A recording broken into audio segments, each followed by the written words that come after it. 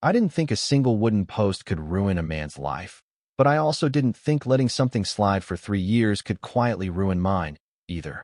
The thing about living out where I do, just outside a small town in northern Missouri, is that people like to pretend everything runs on handshake agreements and neighborly understanding, until it doesn't. My property sits on the corner where a narrow county road bends just a little too sharply for comfort, especially if you're driving something bigger than a sedan. It's the kind of curve you take slow the first time, then slower the second time if you value your mailbox. And apparently, if your name was Travis Cole, the guy who moved in next door about 4 years ago, it was the kind of curve you simply avoided. I remember the first time I saw it happen. Early morning, still had that gray-blue light before sunrise. I was pouring coffee in my kitchen when I noticed headlights cutting across my field, not the road, my field. At first I thought someone had lost control, maybe slid off the gravel, but no, it was deliberate. Smooth, casual even. He swung wide off the road, cut across the corner of my land, and rejoined the other side like it was the most natural thing in the world. I stood there for a second, mug halfway to my mouth, just blinking, like maybe I'd imagined it. But then the next morning, same thing. And the next. By the end of that week, I realized this wasn't a one-off mistake. This was a routine. Now, I'm not the kind of person who jumps straight into confrontation. My dad raised me to believe most things could be solved with a conversation, maybe a handshake if both sides were decent enough. And at the time, I figured Travis just hadn't thought it through. So one afternoon, I walked over while he was out by his truck, wiping down the windshield like he had all the time in the world. "Hey," I said, keeping it light. "You've been cutting across my field in the mornings." He glanced up, squinting a little like the sun was in his eyes, even though it wasn't. "Yeah," he said, like I'd just pointed out the sky was blue. I waited a second, gave him space to add something. Maybe an apology, maybe even just a nod. Nothing. So I tried again. "I'd appreciate it if you didn't. It's soft ground there, especially after rain." He leaned against the truck, shrugged, and gave me this half-smile that didn't quite reach his eyes. "Everyone's been doing it that way for years," he said. "Saves time." Everyone. That word stuck with me, because I'd owned that property for 6 years at that point, and no one had ever asked or used it like that. But I didn't push. Not then. I just nodded, said, "Well, I'm asking now," and left it at that. For about 2 days, it seemed like it worked. Then, right back at it. Only this time, it was worse. Maybe because he knew I'd noticed, or maybe because once someone decides they're entitled to something, they lean into it harder. I don't know. But those tire tracks started getting deeper. 2 long muddy ruts carved into the corner of my field like scars that wouldn't quite heal. Spring came, and with it, rain. Lots of it. The kind that turns soil into something between pudding and glue. And every single morning, without fail, Travis would drive right through it, churning it up, packing it down, making it harder for anything to grow there. I ended up calling a local guy, Pete, who does landscaping and grading work. He took one look at it, shook his head, and said, "That ain't just surface damage, that's compaction. You keep running weight over wet ground like that, you're killing the soil." "How much to fix it?" I asked. He gave me a number that made me exhale through my teeth. Not outrageous, but not something I should have been paying for, either. Still, I paid it. Because at that point, I thought, okay, fix it once, have another conversation, and maybe that'll be the end of it. So I went back over. This time a little less casual. "Hey," I said, "I had to pay to repair that section of the field. It's not just mud, it's actual damage." He didn't even look up from his phone this time. "Road's too tight for my truck," he said. "You want me to scrape your fence instead?"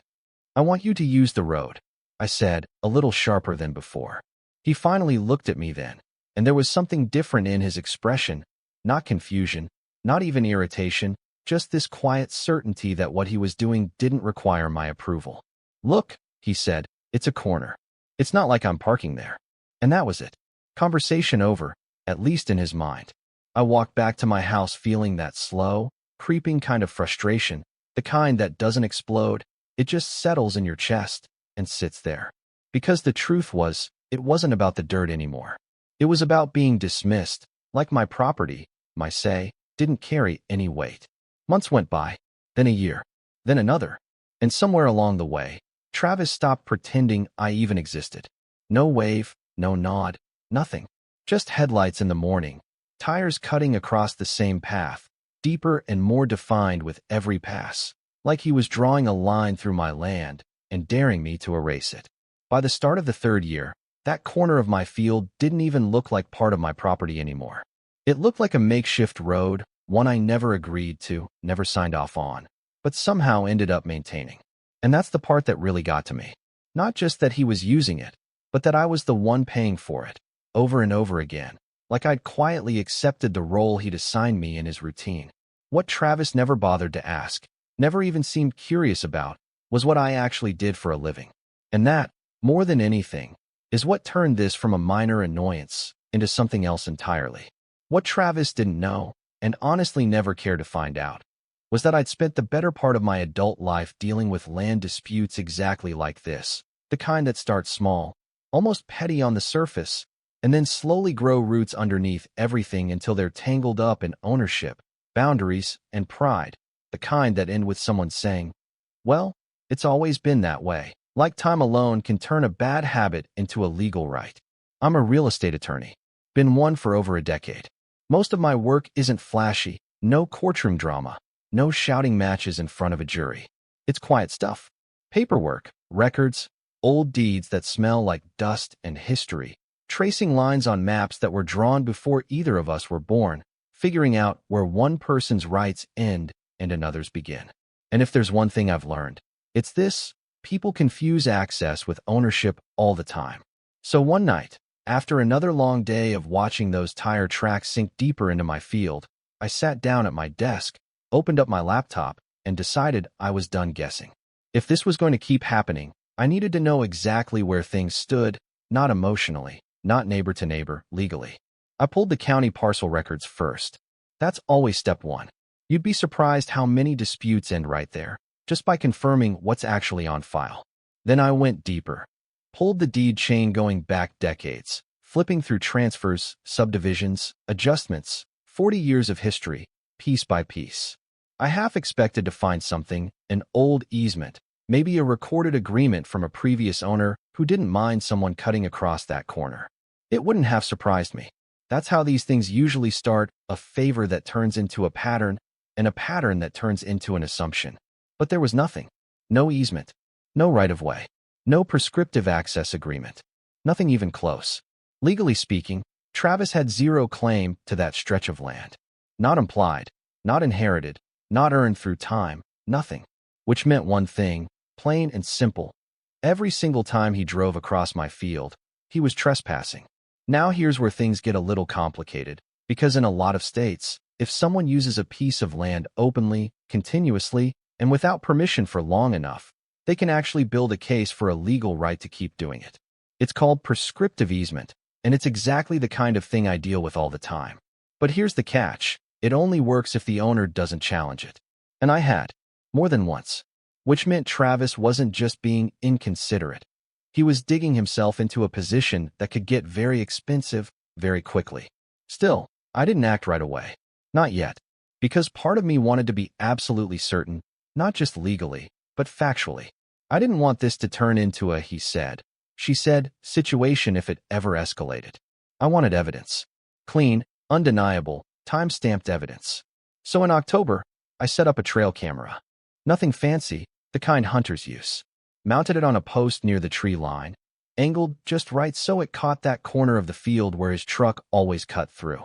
I made sure the frame would pick up the vehicle, the direction of travel, and most importantly, the license plate. Then I waited. Didn't take long. Within the first week, I had more footage than I needed. Morning after morning, there he was, same path, same routine, like clockwork. No hesitation, no glance toward the house. No sign he thought anything about it might be wrong. By the end of the month, I sat down and went through every clip. Counted them. Logged them. 34 separate crossings in 30 days. 34 times he drove onto my property without permission. I exported the clearest clips, backed everything up, and organized it into a file that would hold up if it ever needed to. Because at that point, I wasn't just annoyed anymore. I was building a case. Next step was the damage. I called Pete again, had him come out and take another look. He walked the same stretch, boots sinking slightly into the ground that still hadn't fully recovered, and just shook his head. Worse than last time, he said. You've got compaction, erosion starting along the edges, water's not draining right anymore. Put it in writing, I told him. He did. Detailed estimate, breakdown of the work needed to restore it properly. Came out to just over $1,100. $1,150. Not life-changing money, but enough to matter. Enough to prove this wasn't just cosmetic. With that in hand, I drafted a formal trespass notice. Now, I could have gone over there again, tried to talk it out one more time, but we were well past that point. Conversations require both sides to listen, and Travis had made it pretty clear he wasn't interested in that. So I kept it professional. The notice was straightforward. It outlined the property boundaries, referenced the lack of any legal access rights, documented the repeated unauthorized use, and made one thing very clear. He was to cease immediately. I sent it certified mail, return receipt requested. No ambiguity. No room for I didn't get it. According to the tracking, it was delivered on a Tuesday afternoon. Signed for. I remember checking that notification and just sitting there for a moment, because in my line of work, that's usually the turning point. Most people, when they realize something's formal, something's documented, they pull back. Not out of fear, necessarily, but because they understand the line has been drawn. Travis did not. By Thursday, he called. I let it go to voicemail.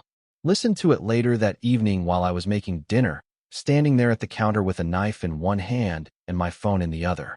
Yeah, he said, voice already edged with irritation. I got your little letter. I think you're being pretty unreasonable here. It's just a corner of land, man. You're really going to make a big deal out of this. There was a pause, like he expected me to answer, even though it was a voicemail. Then he added, a little sharper, people around here don't usually act like this. The message ended with a click. I stood there for a second, then set the phone down, and went back to chopping vegetables like nothing had happened. Because here's the thing, he was right about one part. People around here don't usually act like this. They let things slide. They avoid conflict. They tell themselves it's not worth the trouble, until one day, they look up and realize they've given away more than they ever meant to. I wasn't going to do that. Not this time. So I didn't call him back. Didn't respond, didn't engage. Instead, that weekend, I went to a rental place about 20 minutes out of town and picked up a post hole digger. Heavy thing. Loud. Smells like gasoline and dirt. The kind of tool that makes it very clear you're about to change something physical, not just talk about it. I spent Saturday morning measuring. Not eyeballing, not guessing measuring. Pulled out the survey documents, marked the exact property line, checked it twice, then checked it again just to be sure. Because if I was going to make a move, it had to be clean. No mistakes, no gray areas. By late afternoon, I had my spot. Right in the center of that worn-down path he'd been using like his own personal shortcut. I started the digger, felt it kick in my hands, and drove it into the ground, soil giving way in chunks as the bit chewed down, deeper and deeper, until the hole was exactly where it needed to be. Then I set the post. Cedar. Solid. Straight. One single fence post, planted firmly, precisely, undeniably on my side of the line. It didn't block the road. Didn't extend beyond my property. Didn't violate any code or regulation. It just existed. Right where his shortcut used to be. I packed the dirt back in, tamped it down, stepped back, and looked at it for a long moment. This simple piece of wood standing there like a quiet statement. No signs. No warnings. No confrontation. Just a boundary made visible. Monday morning came, and I made sure I was up early. Coffee in hand again. Same spot by the kitchen window. Only this time, I wasn't confused. I was waiting. Right around the usual time, I saw his headlights approach the curve, slow slightly, then drift toward the edge of the road, just like always. Only this time, there was something in the way. From where I stood, I could see the exact moment he noticed it. The hesitation. The brake lights flashing just a little harder than usual, the truck rolling forward, then stopping short. For a second, it just sat there. Engine idling. Then the driver's door swung open, and Travis stepped out. He just stood there for a second, hands on his hips, staring at that post like it had personally offended him, like it had shown up overnight just to spite him. Which, in a way, I guess it had. From my kitchen window, I could see his posture shift, that slow realization setting in that this wasn't temporary, wasn't some loose marker he could kick over or drive around. This was deliberate. Measured. Permanent. He walked up to it, gave it a shake, tested it like maybe it would wiggle loose if he tried hard enough. It didn't. I made sure of that. Then he looked up toward my house, not directly at the window, but close enough that I knew he was thinking about me. And for the first time in 3 years, he actually looked unsure. Not guilty, not apologetic, just inconvenienced. He got back in his truck, sat there another few seconds, then reversed awkwardly, tires crunching gravel as he tried to realign himself with the road, slow, careful, the way he probably should have been driving that curve all along. It took him longer. It looked uncomfortable. Good. That first morning, he didn't come over. Didn't knock, didn't call. He just adapted, or at least tried to. But people like Travis, they don't let things go quietly. Not when they've convinced themselves something belongs to them. By midweek, I started hearing about it. Mrs. Delaney from 2 houses down caught me while I was checking my mailbox, her voice low, like she was sharing something scandalous. Travis says you put up some kind of barrier, she said, eyebrows raised. He's telling folks it's a bit aggressive. I almost smiled at that. It's a fence post, I said. On my property. She hesitated, the way people do when they're trying to balance politeness with curiosity. He made it sound like you were blocking the road. I didn't touch the road, I told her. Just my land. That seemed to settle something in her mind, but not completely. And that's when I realized. Travis wasn't just annoyed. He was building a narrative. One where I was the difficult neighbor, the one disrupting the easy, unspoken flow of things. So I decided, if there was going to be a story going around, it was going to be the full one. Over the next few days, neighbors came by. Not in a group, not formally, just one at a time, casual as could be. A question here, a comment there. And each time, I invited them to sit for a minute, pulled up the footage on my laptop, showed them exactly what had been happening. Clip after clip, his truck, the same path, the same routine. Then the photos of the damage. The estimate from Pete. The survey lines. I didn't exaggerate, didn't editorialize. I just let the facts speak. And you could see it happen, right there on their faces, that shift. Because it's one thing to hear someone say, oh, he just cuts the corners sometimes. It's another to watch 34 separate instances of it, time-stamped, undeniable, to see the ground itself change over time because of it. By the end of those conversations, the tone around the neighborhood had changed. Subtly, but noticeably. Conversations got quieter when Travis's name came up. People started using phrases like, well, if it's your land, or, I didn't realize it was that frequent. Truth has a way of doing that. It doesn't need to be loud, it just needs to be clear. Travis, on the other hand, got louder. One afternoon, about a week after the post went in, he finally came over. Didn't knock gently this time. 3 hard raps against my door, the kind meant to announce more than request. I opened it, stepped out onto the porch before he could say anything. What is that? He asked, pointing back toward the field like I might have forgotten. It's a fence post, I said. On my property. You know exactly what I mean, he shot back. You're blocking my access.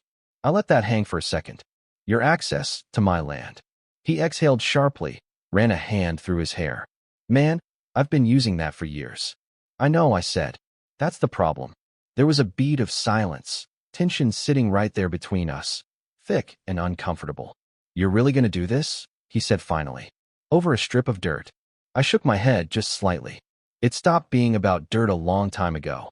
For a moment, I thought, maybe, just maybe, something would click. That he'd see it, not from a legal standpoint, but from a human one. But instead, he just scoffed. This is why people don't like dealing with lawyers, he muttered. And there it was. Not an apology. Not even acknowledgement. Just blame, redirected. He turned and walked off before I could say anything else, boots hitting the steps a little harder than necessary. After that, we didn't speak again. A couple months went by. The post stayed. The field started to recover, slowly. Grass creeping back in where those ruts had been, like the land itself was taking a breath after being held under for too long. Then one morning, I noticed a sign in his yard. For sale. Didn't think much of it at first. People move, life changes, it happens. But in a town like ours, word travels faster than traffic, and it wasn't long before I started hearing pieces of the story. Open house scheduled for the weekend. A few interested buyers. Nothing unusual. Except, when people came to look, they didn't just see the house. They talked to the neighbors. That's what you do out here. You ask what it's like to live on the street, who's nearby, what the community feels like.